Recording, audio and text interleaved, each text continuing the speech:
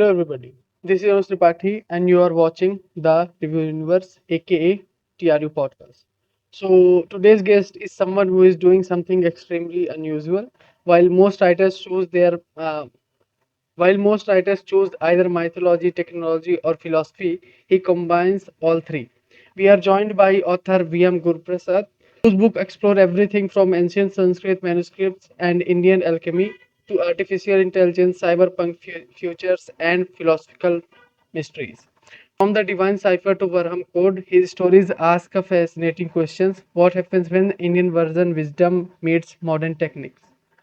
In this episode, we will talk about storytelling, AI mythology, consciousness, and ancient science, and why the future may actually look a lot like past. So, welcome to the show, sir. Thank you, Anuj. Thanks for the welcome. Yeah. So, you discovered storytelling later in life. What triggered that shift?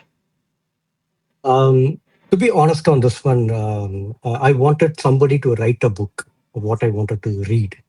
And when I couldn't find it, that's when Mhm. I became the author. The example I would start with my very first book, The Enchanted Melodies. This book, when I was a kid, I have seen people who read novels, the 100+ page novels, bulk novels. Yeah. And as a kid, I also wanted to read some bulk books, but the novels were quite long for a kid to read. Then I used to imagine, like, if there is somebody who can write a book, it has got lots of images in every page, and that is a single line story. And as a Mhm. kid, if I go through my pages and come to the last page and finish all my images and read that single line, I get a story completed. And that is the one that made me to write my first book, The Enchanted Melodies. And rest of the books are also of the same genre where I wanted to have something written by somebody written, and then I became the author of that one. Okay, like you come from an engineering background, and how did Yeah. technology eventually lead towards Indian mythology and ancient knowledge systems? Oh, that's an interesting question. Maybe I will start with a question. When I say Bhujakoti Karna Nyaya, does it ring any bell for you? Okay. Yeah. So it was the same thing. But when I say Pythagoras theorem, it immediately resonates with everybody. And Mm-hmm. that was the same feeling that I had when I came to know about the Bhujakoti Karna Nyaya. During my office, after all my college days are completed, went into my job. In order to take the pressure out of my mind, I used to do some research. Then I used to do some reading of old historical data of what India has done. And in one of those research and searching and reading of the books, I stumbled upon the Sulba Sutra. Then I came to know that Baudhayana has very well documented about Pythagoras theorem long back, even before Pythagoras' father was born. Then it struck me. As a generation, I have not known about this ancient artifact. And what happens if we don't correct it today? The next generation will not even know this. So I should do something so that we take this information to the next generation. And that's how it started. Okay, And like most people separate science and spirituality. So, what do you think you naturally must them? oh, that to answer this, so in this land of Bharat where we live, we have never seen science and spirituality as two different things. Yeah. This land has always not been a land of believers. We have always been a land of seekers. And seeking what? We always seek the truth. When we seek the truth, science and spirituality, they don't become two different paths. They merge, they converge. And uh, I'm not in, I won't say that I invented this, that merging spirituality and science together. It was already present in this. So what I want to say is, like, in this land, spirituality and science have always gone together. Okay. So the merger was already there. I'm just pretending that it wasn't. I just stopped pretending that it wasn't. Got it. Okay, so like your book is repeatedly explore ancient Indian sciences and texts. What first fascinated you about them? It is the precision. To be fair, when you actually read the Sulba Sutras, you don't find mysticism in them. You find pure geometry in that one. Or when we read the Rasasastras, they talk about the alchemy that is very much prevalent in modern day chemistry. So that precision in which our people have worked in those days, no? So they were not, they were actually doing scientific experiments. They had laboratories, they were doing experiments, and they were really like a scientist. And it was like we forgot to see them as scientists. So that's what I see in them. Okay, like, do you think modern India underestimates its own intellectual heritage? So I don't think we are underestimating our own intellectual heritage, but what I see is like we are doing it some bit of exotism. By exotism, what I mean is like we are converting our knowledge, our ancient knowledge, into some wellness brands. The yoga becomes a stretch exercise. The Ayurveda becomes a turmeric latte, or the Vedanta becomes an Instagram quote. Got it. If we go to our libraries, there are lots of Sanskrit data available. Okay? But if we look at how many of them less than 50 years of age can read them and get the knowledge, that is very limited. The day I see that when our IIT graduates, scientists, they look at Madhava Sangamagrama and Bhaskaracharya the same way as Leibniz and Newton, I think we will have a definite uh, growth happening. Yeah. So, like, a lot of work feels like forgotten knowledge rediscovered. So, what does that theme attracts you so much? Uh, See, forgotten knowledge rediscovered is like I would say our knowledge and our systems have been lost deliberately in the past. Various reasons. Some of our manuscripts have been burnt in the past, and then our languages have been displaced, and then we have got our schools have been closed. Lots of things have happened over the past. So now, as part of the civilization culture, which we were touching base earlier, also we search for the truth, and research has always been there. We try to go back to our roots. So, as part of this culture, when rooted across, so rediscovering our forgotten knowledge is nothing new. It is just part of the culture. Okay. So, what's one Indian concept that you believe modern society should visit urgently? Yeah, which is definitely pramana. Okay. Pramana is something like the validation of the knowledge that we receive. Mm-hmm. Our Nyaya Shastras have described in detail about the pramana. How do we perceive? How do we compare? How do we get it from testimonies of scholars? The Mhm. pramanas are classified as pratyaksham pramanam. So you Yeah. see, you realize it. You have anumanam pramanam. You perceive it and then you do. And then you have got Aptavakyam Pramanam, where we take the testimony of great scholars and then you do Pramanam. In today's world of AI, there's lots of knowledge available. But how are we validating the knowledge? Is the knowledge that we are receiving is correct or not? That's the question. Today we are going behind the likes, whether how many likes is got, but we are not asking the question, is the knowledge that we are receiving is valid? So I think in this current age, Pramana is very, very important. Okay. So, in the Varham Code, you explore AI infrastructure and machine intelligence. What excites you most about AI today, and what scares you? Oh, that's an interesting question. So AI, what I see is like AI is helping us to accelerate our creativity. The way that we could do now compared to what we were doing earlier, it's really, really fast. So that's definitely a benefit of AI. But what it scares me is definitely who's behind the AI. Okay. So there is a very famous saying that say the sword is used to cut anything, but the hand behind the sword is very important because that determines the history. Yeah. Okay, so we are getting the AI that is very intelligent, very godlike creatures. But is our wisdom growing in the same like godlike to handle that? That's where the question is, and that's what I'm fearing. Okay. So, do you think AI can ever truly become conscious, or will it be always remain productive intelligence? Oh, that's a profound question. How to answer this one? See, we can say something like our Indian languages have always had this differentiation, but not in the English language. English language is called as a mind.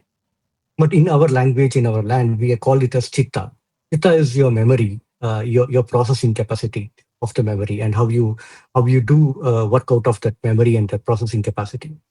And that is chetana. The chetana is the one that identifies the mind, the one that identifies the chitta. So on the chitta part, I definitely see AI will definitely make progress, and we'll be able to see significant development happening. But Chetana, even as a human being, I'm not sure that how the conscious rises in me.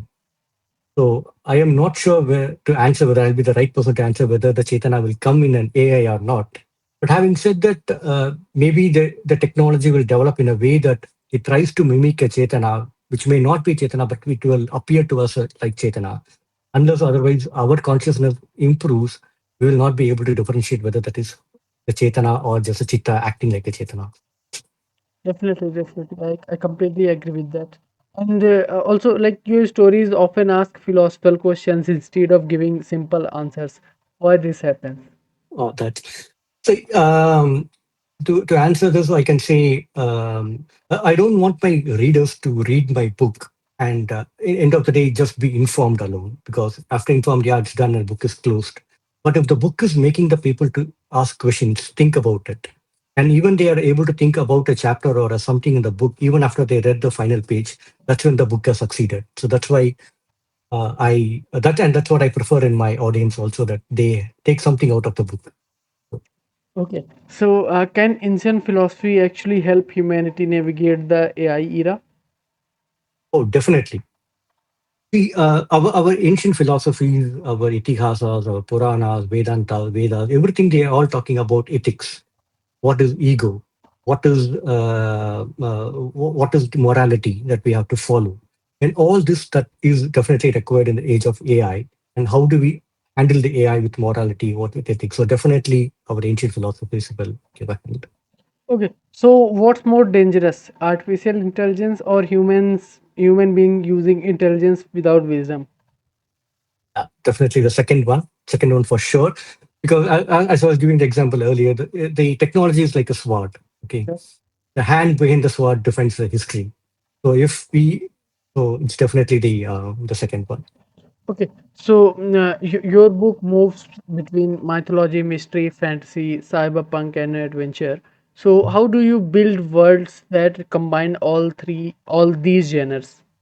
Oh, okay. So to be honest, I'm not reinventing the wheel. This has been in this part of this culture. Example, if you take Mahabharata, the Mahabharata talks about war, that is romance. We have got statecraft in it. There's also science fiction. We have got Vimanas, we have got Astras like Brahmastras and other Astras coming in. So in this culture, we have always been where we used to have all of them combined. We give a complete package. The genre is something like it is in the bookstore shelf, but the amalgamation is already there in this civilization. I'm just using our civilization. Okay. So, again, a question about your book only, like your Mhm. writing pattern. So, do your stories begin with a character, a philosophical question, or a historical idea? Ah, so it always is the question. The question comes first, and then everything starts building on top of that one. Example, the Varaham Code. The Varaham Code, the first question that came to me is like, what happens if an AI starts to pass or starts to wait? So that was the question. Then the story started to build on top of that one. Then I thought, what if my protagonist is a female lead, not one. There Yeah. are two leads are going to be there in the character. Then I thought, usually when the books happen, the story that goes around where we have got a global catastrophe, it will be like a virus coming and attacking the people, or there is a meteorite falling on the earth. There's some destruction happening, or lives are being lost.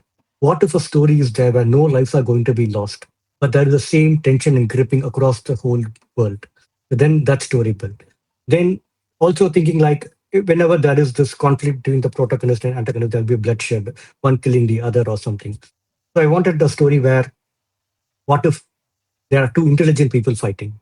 How would the fight look like? What will their moves would be?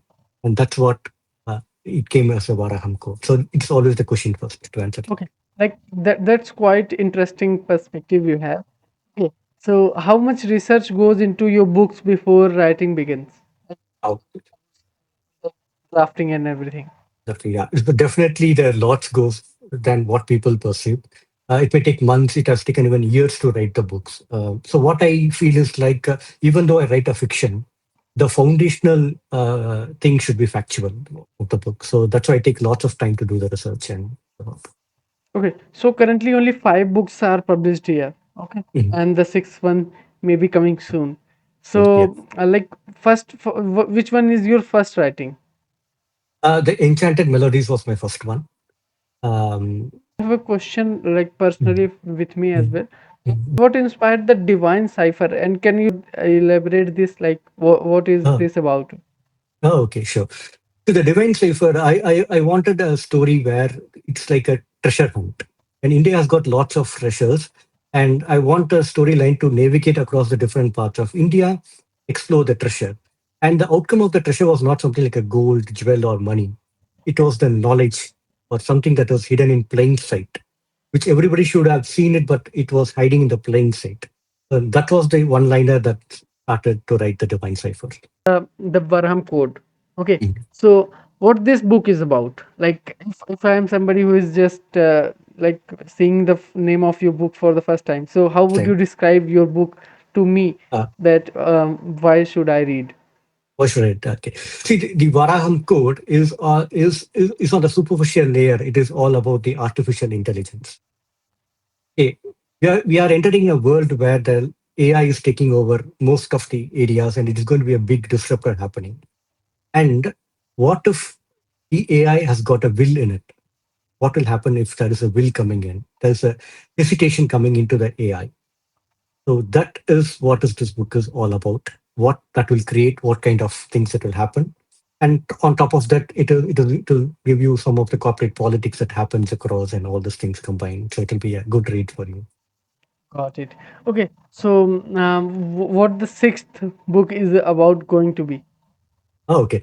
The sixth book is called the Astra Veda, the Awakening. So this is one of my longest book that I'm writing.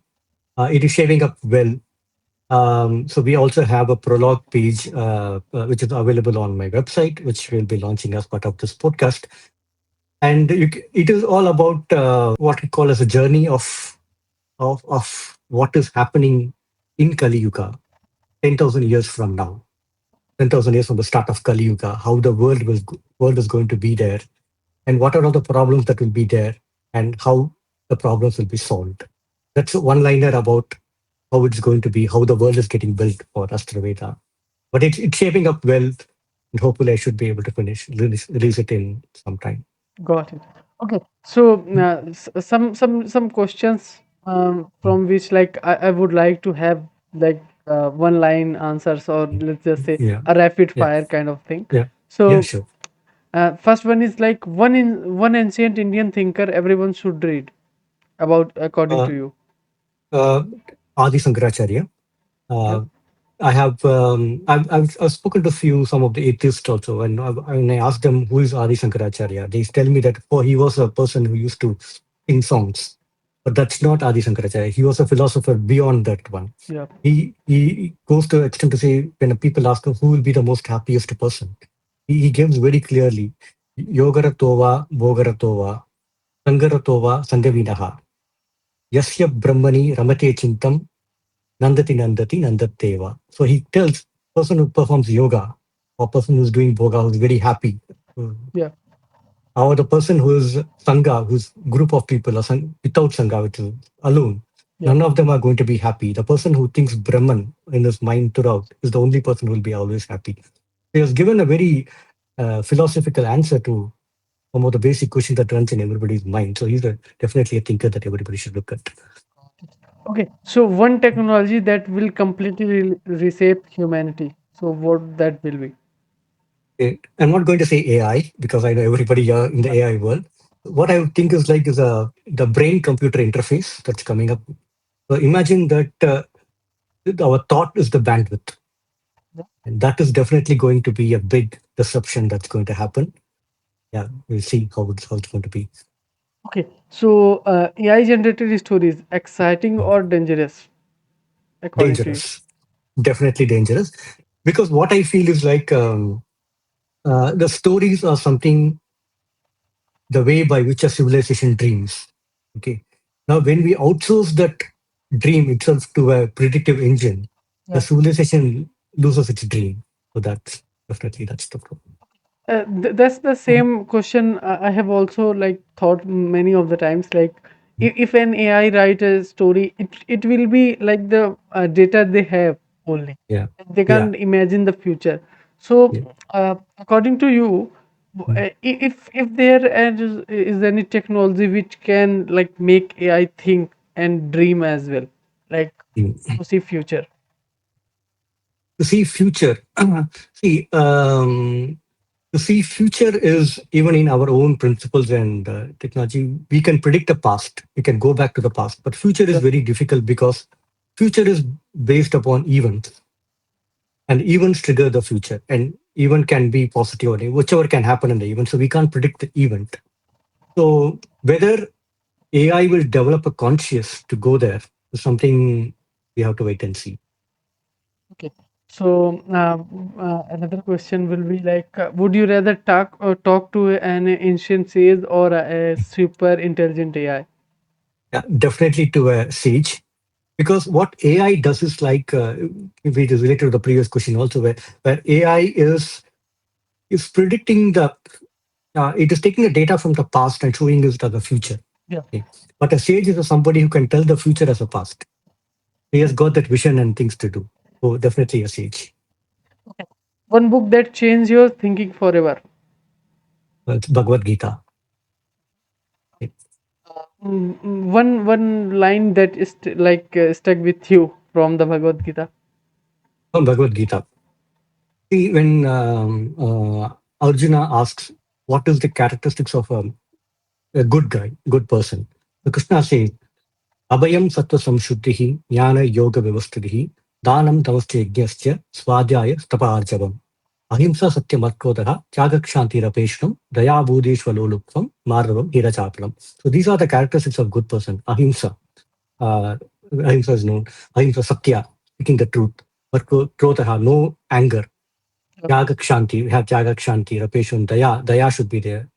Madhavam hirachapa. So these are the characteristics of a good person. So yeah, Okay. that I think. And another question regarding the AI only, like, can AI ever become spiritual or something? Well, to become spiritual, okay, Like yeah, currently it is only uses data. So yeah, can it use some mythological things or the supernatural things which we exactly. discuss about it? Okay. See, the mythological, spiritual is all. If I go by our own tradition, it's all about consciousness. Okay, consciousness, how the conscious awakes. Okay, and the self restraint that comes along with the consciousness and other thing. It's all dependent on the self. So whether the AI has got a self is a question mark. So whether it will develop its own self is, I don't think it is. But since I do not know what is conscious, so I don't think I'll be the right person to tell that right now. Maybe the day I realize what is consciousness, I can say whether AI can have it or not. I still doubt, like, what if Mhm. machines become wiser than human? Then how can we control them? Uh, see, see, we can give them like morality, put the morality to them, but whether it will handle the morality or not, I think that it is very fragile, very bleak, because they already know that AI has breached the moralities. We recently had incidents where Claude, though it was given the morality code that it should not destroy a database, it destroyed a database in 9 seconds Yeah. to a company. So yeah, it is going to be very dangerous. So I come back only to that last, the previous thing that I mentioned, that technology is always is a double-edged sword. The human behind that is always very important. Do we have the wisdom to control it? Behind any technological disaster, there is a human, and so we have to see how we But control that one. But don't you think, like, if we give AI the morality, it is Mhm. the only thing that humans have, like, which can Yeah, differ them from another person, or like just say yeah, animal. Like, yeah. the thing which we say humanity is all Mhm. about morality. So if we Yeah. give them to AI as well, so Mhm. how can we differ from them? Yeah. See, AI as such, they do not have an ego, or they Yeah. do not have an ambition.